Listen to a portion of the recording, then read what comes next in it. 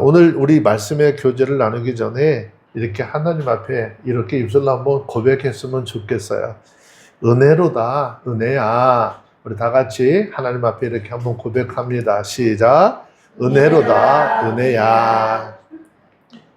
뭐가 은혜일까요? 모든 것이. 오늘 말씀의 주제가 왜 우리에게 은혜가 되느냐. 오늘 하나님께서 심판하시는 중에도 남겨주신 자들이 있다는 거죠. 그래서 그 남김을 받은 사람들을 통해서 하나님은 다시 하나님의 나라를 회복시키는 그런 은혜를 베풀어 주시는 것인데, 오늘 말씀의 주제가 바로 그러한 것을 중심으로 하는 것이죠. 오늘 우리가 이 땅에 살아가는 그런 사람들을 바라볼 때 좀 우스꽝스러운 모습들을 많이 보게 됩니다. 그건 다름이 아니라 사람들이 착각 속에서 살아가는 사람들이 너무 많기 때문이죠.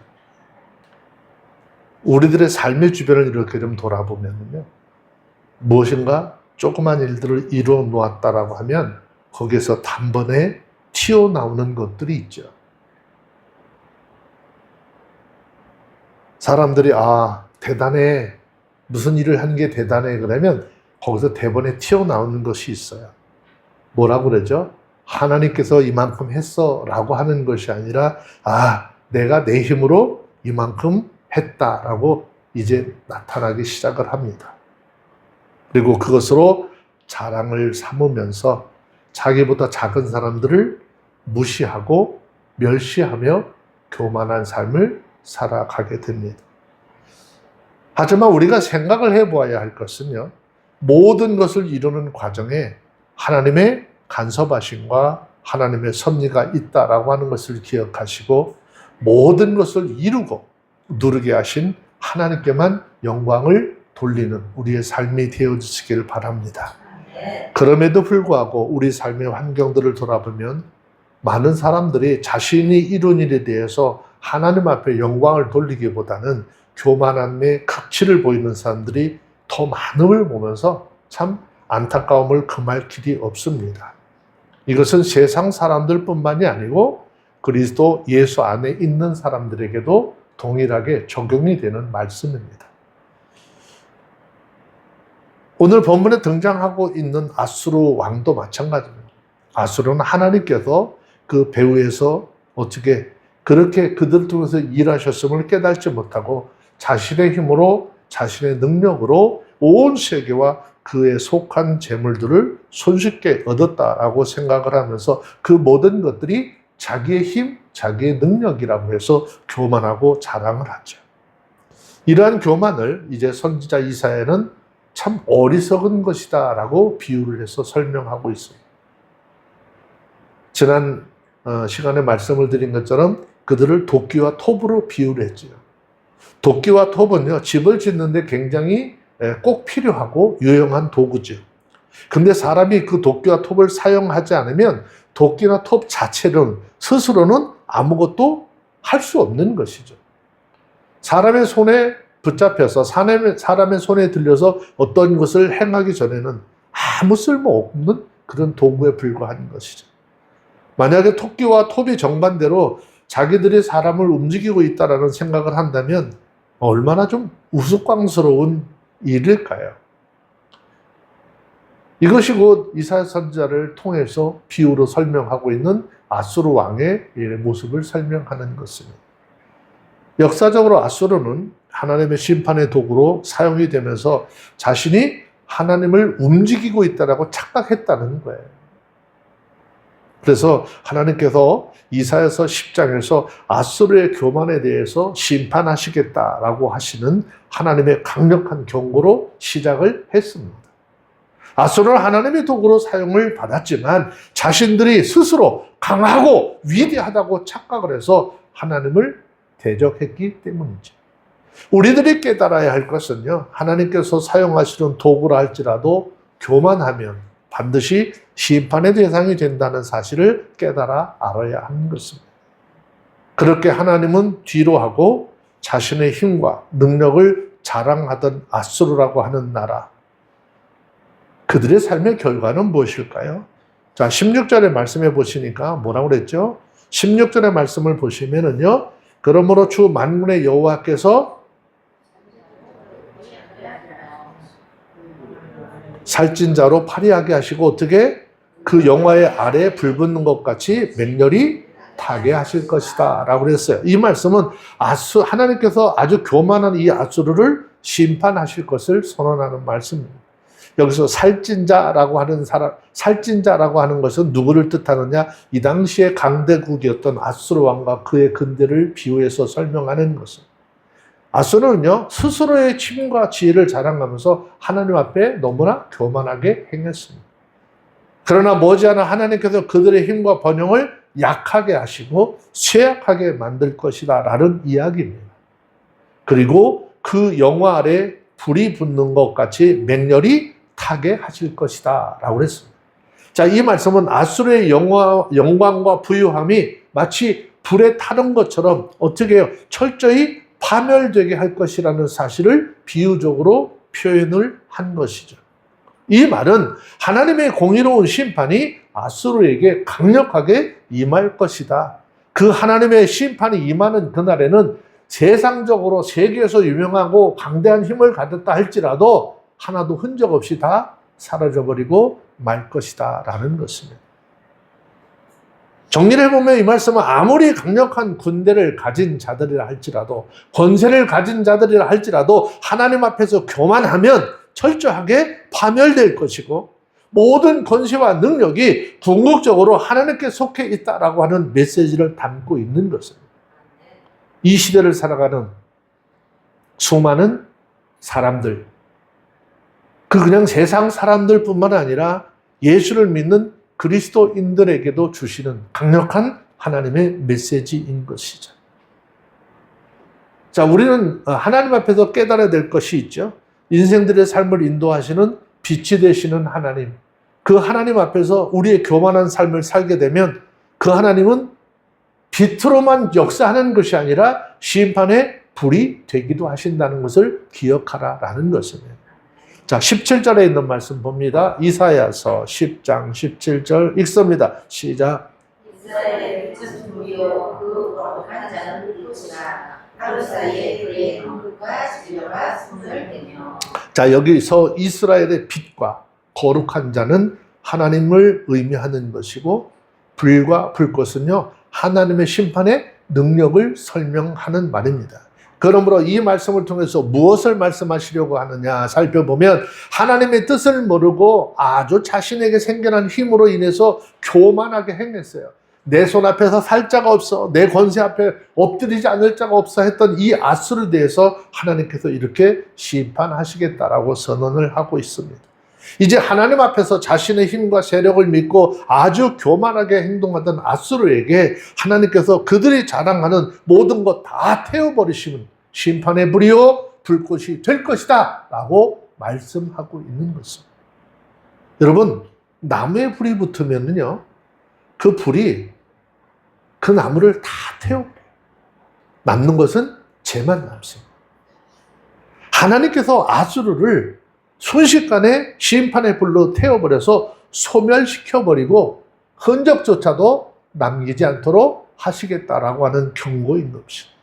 자, 그런데 아수르를 심판하시는 이 하나님은 이 본절에서 표현된 것 같이 이스라엘 백성들에게는 빛이 하시는 것입니다. 즉 하나님은 이스라엘 백성들, 즉 자신이 택한 백성들에게는 불이 아니라 빛이 되어주신다라고 하는 이 말씀을 여러분 굉장히 의미심장하게 생각하셔야 돼요. 어두운 길에 빛이 있어야 올바로 걸어갈 수 있듯이 하나님께서는 하나님께 택한 백성들에게 빛이 되어주심으로 그들을 올바른 길로 인도하시겠다는 것이죠. 어떤 사람들을 전체를? 아니 그렇지 않아요. 그 환경과 어려운 삶 속에서도 내 신앙, 내 믿음을 지킨 자들을 하나님 그렇게 끄집어내시고 이끌어내어서 하나님의 나라의 백성으로 삼으시고 그들 통해서 하나님 다시 원하시는 것들을 세워가시겠다라는 것이죠. 다시 말씀을 드리면 하나님은 심판자인 동시에 인생들을 인도하시는 인도자이십니다 라고 하는 것을 깨달아 알라라는 것이죠. 자, 이러한 사실은요, 모세의 인도하에 애굽을 나왔던 이스라엘 백성들이 홍해를 건너는 모습 속에서도 그대로 드러나죠. 우리는 출애굽기 15장에서 이것을 잘 기록을 해놨는데, 애굽에서 나온 이스라엘 백성들, 이제 하나님께서 약속한 그 가나안 땅을 가기 위해서 애굽에서 탈출해서 나오는데 앞에서 거룩 큰 벽을 만나죠. 그것이 바로 홍해라고 하는 바다를 만나. 앞에는 바다가 놓여 있고 뒤에는 애굽의 군대가 쫓아와요. 얼마나 위급한 상황인지 몰라요. 그때 그 수많은 이스라엘 백성들은 자신들을 인도한 모세를 향해서 불평과 불만을 하고, 우리 다시 손을 들고 가서 애굽의 종으로 돌아가자. 그때 하나님께서 모세에게, 야, 너 왜 가만히 있어? 너 내가 너한테 맡긴 일이 있잖아. 모세가 그때 담대하게 하나님께서 손에 쥐어준 지팡이를 딱 들고 홍해 앞에 가서 서죠. 이제 너네들 다 떠들어서 이제 조용히 해. 오늘 너희를 위해서 일하시는 하나님의 능력을 한번 봐라. 그러면서 그 지팡이를 향해서, 지팡이를 가지고 홍해를 향해서 팔을 뻗을 때 하나님께서는 강한 동풍을 불게 해서 홍해를 가르시죠. 그리고 성경을 보니까 재밌어요. 이스라엘 백성들이 그 홍해를 마른 땅같이 건너갔다라고 했어요. 그런데요, 반대요. 애굽의 군대들은 어떻게 해요? 이스라엘 백성들이 건너가니까 그들을 추격해서는 어떻게든 잡아서 끌고 가려고 들어왔지만 어떻게 해요? 그 홍해는 마른 땅이 아니라 그들의 무덤이 되었습니다. 애굽 군대가 이스라엘 백성들을 따라 홍해로 들어왔을 때 하나님께서는 다시 그 바닷물을 합쳐 흐르게 하시죠. 그 물속에서 애굽 군대는 모두가 다 매장되도록 하셨습니다.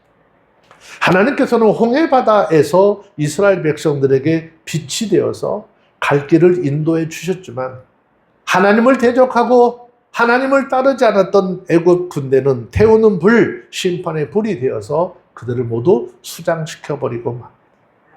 하나님이 인도자이시고 동시에 심판자가 되신다라고 하는 이러한 이해는 사실은 대단히 중요한 것이죠. 만약 하나님이 인도자이심을 분명히 인식하지 못한다면 하나님 대신 자꾸 다른 것을 의지하는 어리석은 삶을 살 수밖에 없는 것이죠. 반대로 하나님이 심판자시다라고 하는 것을 인식하지 못하면 하나님의 말씀을 벗어나서 살면서도 하나님의 심판을 두려워하지 않습니다. 오히려 그들의 마음에는 굉장히 교만한 마음을 품습니다. 이렇기 때문에 이 땅을 살아가는 모든 인생들은 하나님께서 인생들을 인도하시는 인도자인 동시에 심판자이신 하나님이라는 것을 분명하고 확실하게 기억하라라는 것입니다. 그러면 저와 여러분들도 이 말씀을 우리 마음속에 중심을 삼으시고 이런 생각 한번 해봐야죠. 그러면 나에게 하나님은 어떤 하나님일까요? 나에게 하나님은 빛 대신 인도자 되신 하나님이신지, 아니면 우리의 삶을 심판하실 심판자이신 하나님이신지 참 두렵고 떨리는 것이죠. 우리가 하나님의 말씀에 믿고 순종하고 살면 하나님은 분명히 우리의 인도자가 되어주시고 빛이 되어주실 것이다 라는 것입니다. 자, 성경 시편 27편 1절에 있는 말씀을 함께 좀 볼까요?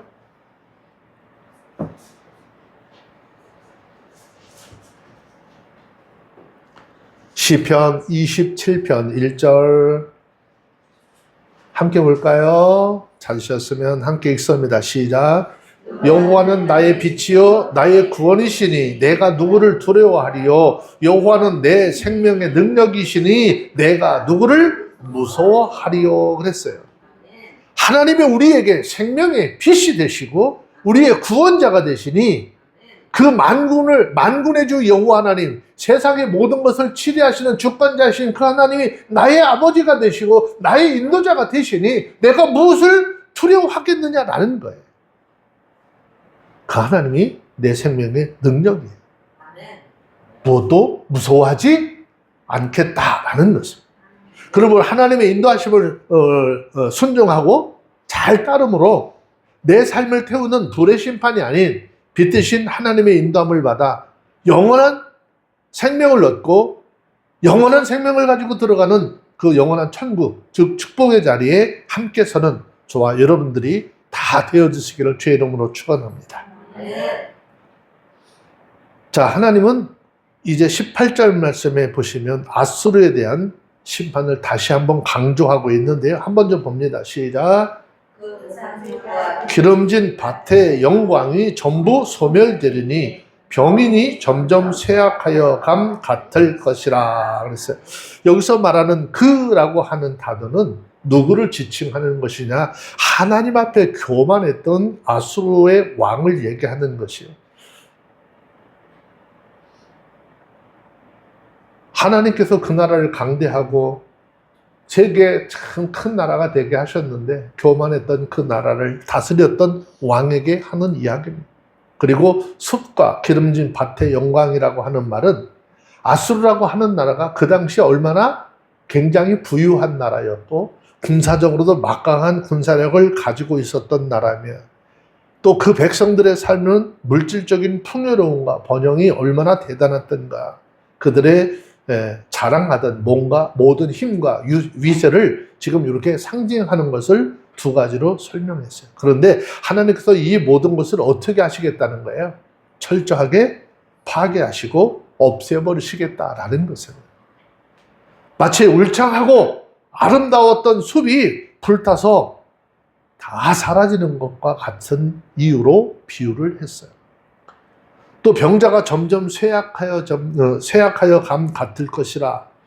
이 말의 의미는요, 아수르의 영광이 이제 점점 사라지는 그 모습이요, 마치 병자가 점차적으로 힘을 잃고 쇠약해져 가는 것을 이렇게 비유를 해서 설명했어요.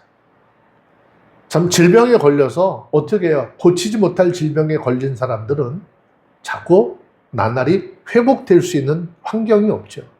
그래서 날마다 하루하루가 점점 연약해지고 아주 초라해질 수밖에 없어요. 그러다 어느 날 갑자기 하나님의 부름을 받고 이 세상을 떠나게 되는 거죠. 지금 하나님이 이렇게 말씀하시는 것은 아수르의 멸망이 갑작스럽고 철저하게 이루어질 것을 강조하고 있는 거예요. 숨이라도 붙어 있으면 어떻게든지 회복이 될 수 있지 않을까라고 하는 기대감을 가질 수 있는데 그 기대감마저도 하나님께서는 한순간에 무너뜨려 줬거든요. 한때 강대했던 그들의 힘이 속절없이 사라져버릴 것이라는 것입니다. 결과적으로 이사야서 10장 18절에는 하나님께 참 교만하고 자기의 힘으로 의지했던 아수르를 심판하셔서 그들의 모든 힘과 모든 영광을 어떻게 해요? 완전히 없애버릴 것이고 그들이 멸망이 마치 쇠약하여서 하루하루를 살다가 어느 날 갑자기 이 땅에서 삶을 마감하는 것처럼 이 아수르라고 하는 나라도 그렇게 한순간에 없어질 것이다 라고 하는 것을 강력하게 경고하고 있는 말씀입니다.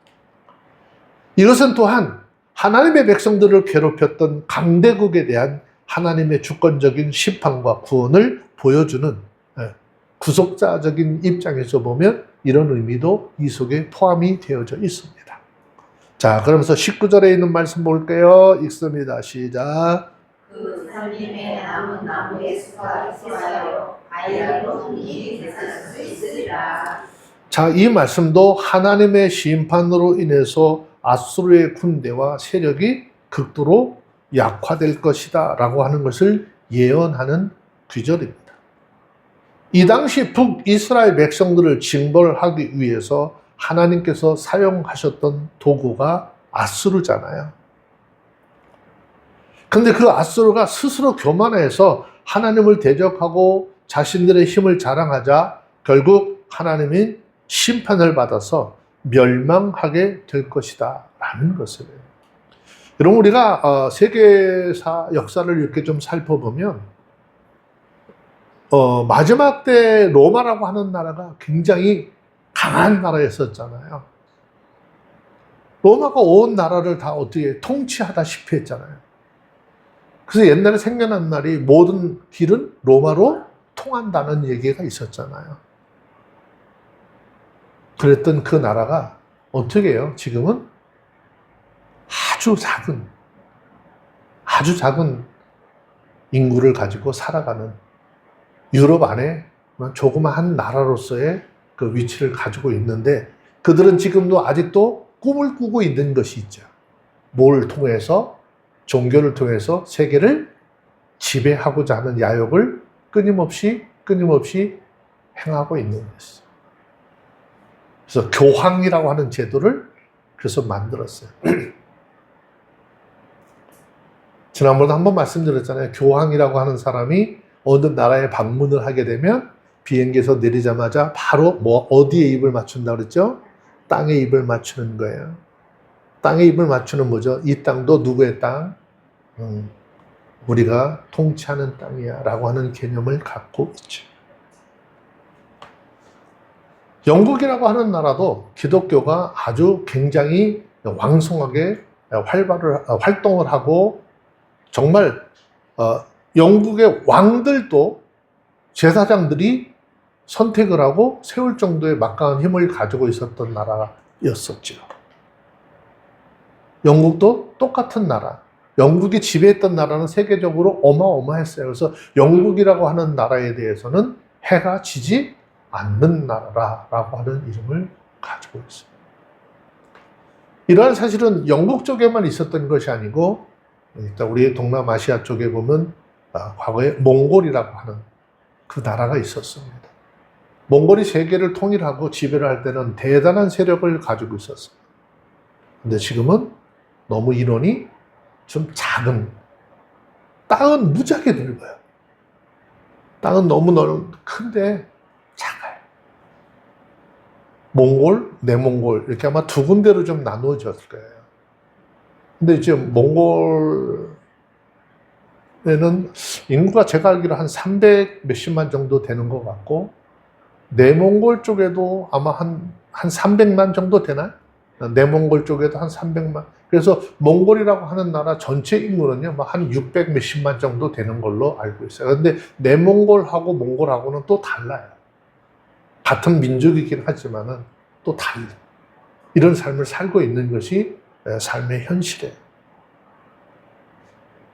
결국은 이 세상에 존재하는 모든 나라는 지금 하나님의 계획과 하나님의 뜻에 의해서 지금 어떻게 서로를 이렇게 좀 만들어가고 이뤄가는 그런 은혜가 좀 있어져야 하는데 이게 굉장히 지금 심각한 문제로 우리 가운데 다가오고 있어요.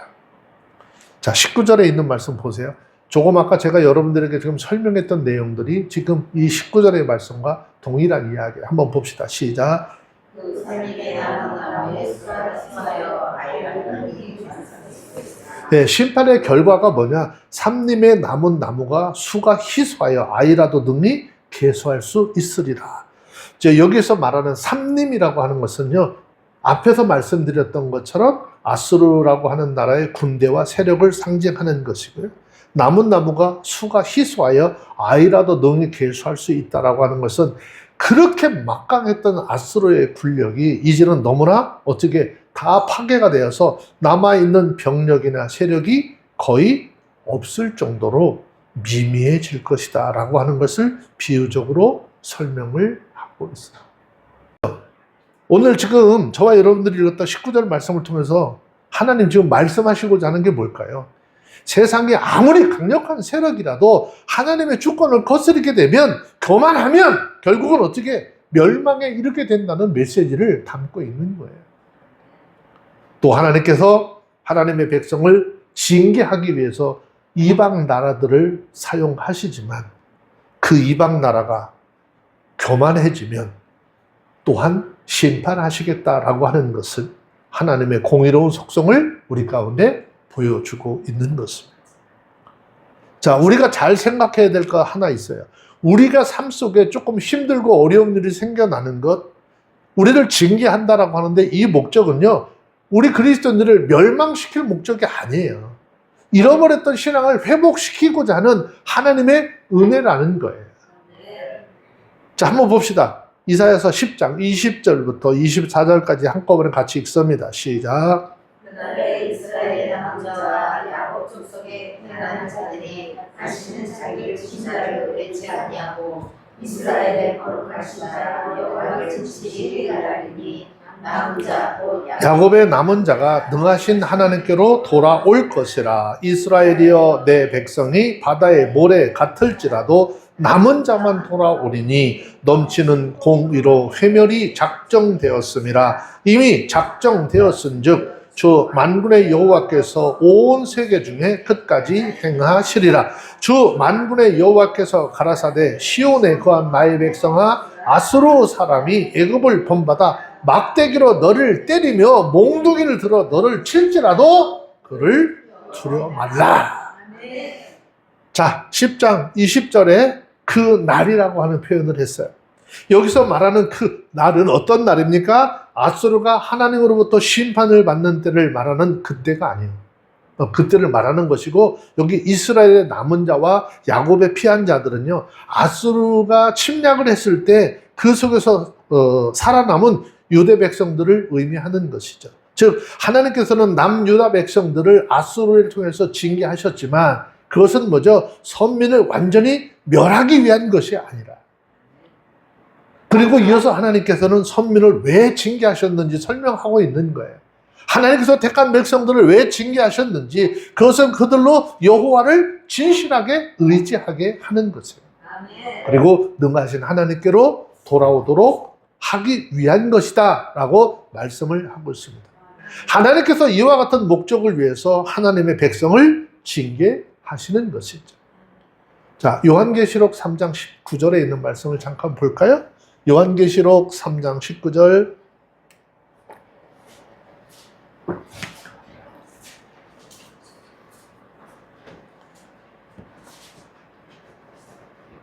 찾으셨으면 요한계시록 3장 19절 한번 볼까요? 시작. 물은 내가 사랑하는 자를 책망하여 징계하노니 그러므로 내가 열심을 내라 회개하라 그랬어요. 사랑하는 자마다 하나님께서 뭐 한대요? 징계한대요.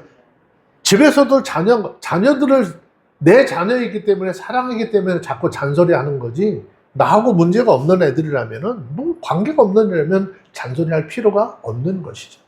근데 자녀들은 부모들이 얘기하면 어때요? 싫어하죠? 싫어해요. 불편해해요. 그러면서도 또 안 듣는 것 같은데 어떻게? 또 철이 들은 아이들은 또 부모에게 자꾸 돌아오거든요. 하나님께서 자신을 택한 백성조차도 징계하십니다. 그러나 그 징계 목적이 분명하다는 것입니다. 그것은 그들의 삶 속에서 철저하게 하나님을 의지하게 하시고 하나님만을 사랑하도록 하기 위한 것이라는 것입니다. 부모가 자녀를 사랑하여 징계하듯이 성도를 사랑하시기에 하나님은 징계하시고, 그 징계를 통해서 그들의 신앙 올바른, 그들의 믿음을 올바른 길로 인도하시는 것이에요. 지금 우리가 지금 처해져 있는 뭐 삶의 형편, 국가적인 형편, 이런 것 때문에 여러 뭐 불평 불만할 게 아니라, 하나님은 지금 이 일을 통해서 온전한 생각과 온전히 하나님을 믿는 사람들이 생각이 바뀌어서 사람들 쳐다보는 것이 아니라 온전한 하나님을 바라보도록 하기 위한 것이잖아요. 네? 오늘 하나님께서 얘기하잖아요. 채찍으로 몽둥이로 너를 때릴지라도 그들 두려워하지 말고 만군의 주 여호와 하나님만 바라보라.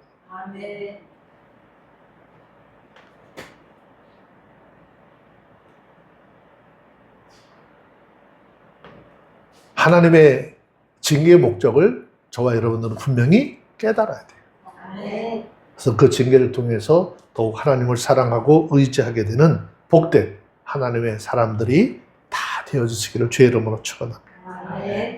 자, 어떤 고난 속에서도 믿음을 지킨 자는요, 이제 하나님 앞에 이 시대의 남은 자로 여김을 받을 것이다 하는 거예요. 자, 10장 22절에 굉장히 중요한 말씀을 하셨는데, 원래 이스라엘 백성들은 수가 아브라함에게 약속하셨을 때 어떻게 약속했어? 너의 후손, 너의 자손들이 하늘에 별과 같이 바다의 모래같이 많을 것이다 그랬잖아요. 근데 오늘 하나님의 말씀이 얼마나 두려운 생각인가 하면 바다의 모래와 같이 많을지라도 오직 남은 자만 돌아오게 될 것이다 라는 것입니다. 이것은 하나님의 구원을 받게 될 대상, 즉 하나님의 공의의 심판에서 벗어날 대상이 극히 소수라는 것을 보여주는 것이에요. 즉 소수의 사람만이 구원을 얻게 될 것이다 라는 것입니다. 자, 그러면 여기서 말하는 남은 자라고 하는 사람은 어떤 사람을 이야기할까요? 10장 20절에 보니까 야곱의 족속에 피난한 자들이다 그랬죠? 이 표현은요, 마치 남은 자들이 아수르가 침략을 받았을 때 안전한 곳으로 피신한 사람들이라고 하는 의미처럼 보일 수 있겠죠? 근데 그런 의미가 아니에요. 예를 들면 예루살렘 성에서 피신한 사람들을 말하는 것처럼 보이기도 하지만 성경에서 말하는 남은 자라고 하는 것은요, 위기를 당할 때 처신을 잘해서 위기를 넘기고 육신을 보존한 사람들을 이야기하는 것이 아니라 자신의 삶 속에 어떤 위기가 닥쳐왔을 때 그 고난의 삶 속에서도 신앙을 버리지 아니하고 하나님을 전적으로 의지하고 신뢰했던 사람들을 가르치는 이야기입니다. 마치 다니엘과 다니엘의 세 친구처럼 세상의 큰 권세와 능력으로 우상을 숭배하고 절하게 했지만 나는 하나님을 믿는 그 하나님을 결코 내려놓을 수 없어라고 하면서 그 하나님을 믿는 신앙을 지켰던, 목숨을 내어놓고라도 신앙을 지켰던 그들을 이야기하는 것입니다. 우리는 어떻게 이런 일이 있을 수 있겠어 라고 생각할 수도 있겠지만 우리는 성경 역사를 거슬러 올라가면 열왕기상 19장 18절의 기록을 통해서 보면 이 사실을 잘 알고 있죠. 여기에 기록을 보면 이세벨이라고 하는 사람이 얼마나 예수 믿는 사람들, 하나님의 사람들을 죽였어. 핍박을 했는지 몰라요. 그것을 피해서 도망치는 엘리야에게 하나님께서 말씀하시는 것이 열왕기상 19장 18절이에요. 하나님 다 죽었어요. 이제 나 혼자 나 한 사람만 남았어요. 그런데 그때 하나님께서 뭐라고 그러죠? 열왕기상 19장 18절 보니까 시작. 그러나 내가 이스라엘 가운데 7,000명을 남기리니 다 바알에 무릎을 꿇지 아니하고 다 바알에게 입맞추지 아니한 자라.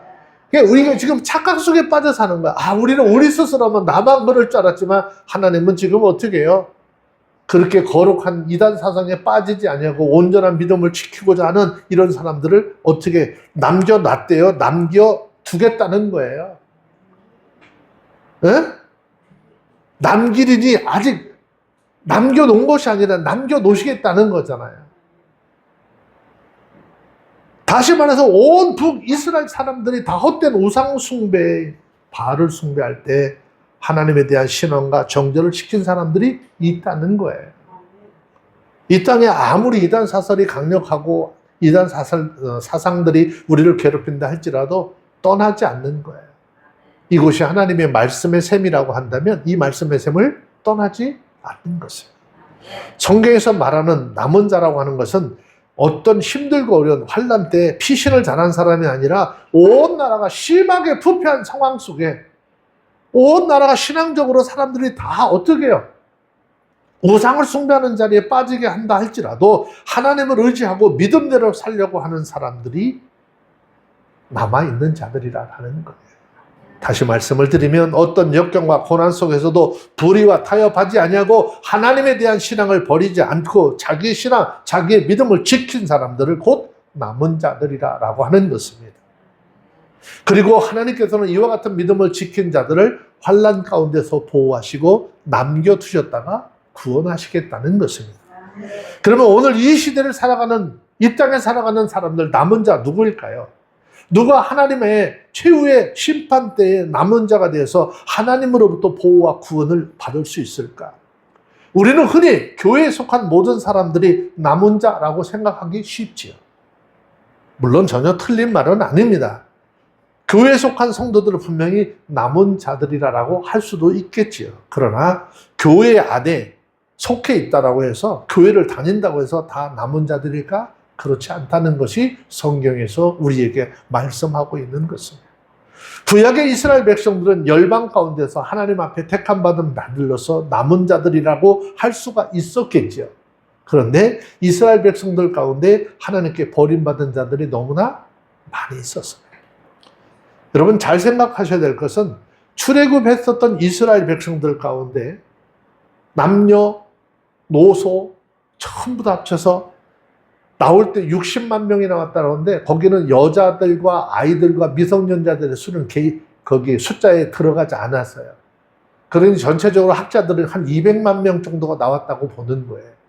그런데 그 200만 명, 광야 1세대 중에 광야에서 죽지 않고 하나님의 약속의 땅, 가나안 땅에 들어가던 은혜를 입은 사람은 여호수아와 갈렙 단 2사람뿐이 없었어요. 엘리야가 사역하던 시대에 북이스라엘 백성들 중에 남은 자는 7,000명에 불과했었다는 것입니다. 마찬가지로 교회를 다닌다고 해서 다 남을 자라고 할 수 없다라는 것입니다. 진정한 남은 자로서 구원을 얻을 자들은 세속적인 것부터 불신앙으로부터 자기를 지키고 하나님에 대한 변함없는 믿음을 간직한 자뿐이다라고 하는 것이에요. 한번 잘 기억하세요.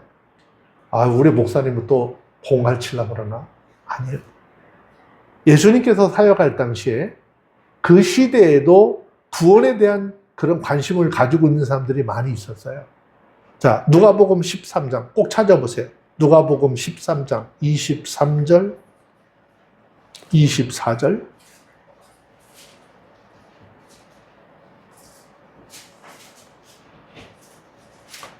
네, 찾으셨으면 누가복음 13장 23절, 24절 두 절 함께 볼까요? 시작. 혹이 여짜오되 주여 구원을 얻은 자가 적으니까 저희에게 이르시되 좁은 문으로 들어가기를 힘쓰라. 내가 너희에게 이르노니 들어가기를 구하여도 못하는 자가 많으니라 그랬어요. 이들의 관심은 뭐래요? 주님 앞에 구원에 대한 관심을 가지고 있었잖아요. 유대인들이고 제사장들이고 랍비고 율법사들이었어요. 하나님을 믿는 백성이라고 자칭했던 사람들이잖아요. 구원을 얻을 자가 많습니까? 적습니까? 물어보니까 이런 숫자에 대해서 적다 많다 말씀하지 않으시죠. 적다 많은 문제가 아니라 적고 많은 문제가 아니라 하나님으로부터 구원을 얻을 자는 이러한 길을 걸어가는 자야지 돼라는 거죠. 여기서 말하는 좁은 문으로 들어가기를 힘쓰라는 거죠. 이 말은 하나님의 말씀을 따라 주님께서 우리에게 주신 우리 각자가 짊어진 십자가를 지고 주님 가신 길을 믿음으로 걸어가는 사람들을 이야기하잖아요. 그런데 문제가 뭔가면 내가 너에게 이르노니 여기를 들어가기를 구하여도 못하는 자가 많다는 거예요. 교회는 다니기는 다니는데 하나님의 말씀을 이렇게 강해를 하고 한 절 한 절 풀어서 전달해주고 이것을 하나님께서 주시는 말씀으로 우리 영의 양식을 삼아야 되는데 여러분 기도하십시오. 기도하는데 어떻게? 기도는 어떻게 해? 응답 받을 때까지 하는 게 기도래? 응답 받을 때까지 기도하는 게 기도예요? 하나님께서는 성경을 통해서 말씀하시잖아요. 하나님의 응답이 없는 것도 기도의 응답인 것이고 기다리라 하는 것도 기도의 응답인 것이고 즉시 뭔가를 이루어지는 현상들이 있는 것도 기도의 응답이잖아요. 그러면 지금 기도를 통해서 하나님의 뜻을 알겠다는 거예요? 아니면 기도를 통해서 내가 원하는 것을 이룰 때까지 목매달아서 싸워서 이기겠다는 거예요? 누구를 이겨먹겠다는 거예요? 사도 바울도 자신이 가지고 있는 그 질병 때문에 하나님 앞에 기도하잖아요. 그때 하나님께서 그 많은 능력을 행하고 대단했던 사람이잖아요. 하나님의 영광을 위해서 살았던 사람. 근데 하나님께서 어떻게 해요? 넌 네 은혜 좋게. 너 감사할 줄 알아야 돼.